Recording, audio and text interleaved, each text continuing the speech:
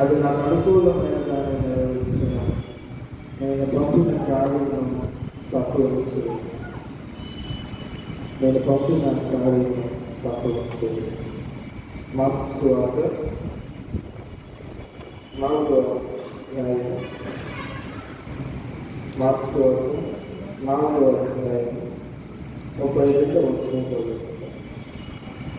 ఎత్తబడిన తర్వాత అది మొలిచి ఎదిగి పూర్వం ఒక వెండి కంటే పెద్దదై గొప్ప కొమ్మలు వేయను కనుక ఆకాశ పక్షులు వచ్చి దాని నీడను నివసింపబడుతున్నాయి. తిమోతికి రాసిన 2వ పత్రిక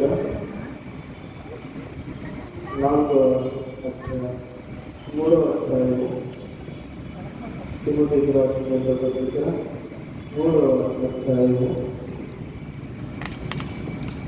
14వ వచనం నుంచి క్రీస్తు యేసునందు చూసిన విశ్వాసం ద్వారా రక్షణాత్మకమైన జ్ఞానం మీకు కలుగుతూ శక్తి గల పరిశుద్ధ లేఖనములను ఆలయం నుండి మీరు ఎదుగుతుంట నీవు నేర్చుకున్నది రూఢి అని నేను తెలుసుకోవాలని ఎవరు నేర్చుకుంటే వారి సంగతులు తెలుసుకుని వారి దేవతలుగా ఉంటుంది.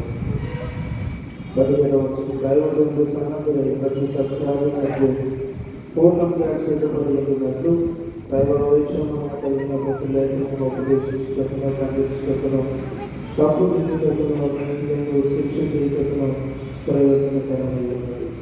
ప్రార్థన చేస్తుంది. మమ్మల్ని ప్రేమిస్తున్న మాకు పనులకు ఇంకా మాటలతో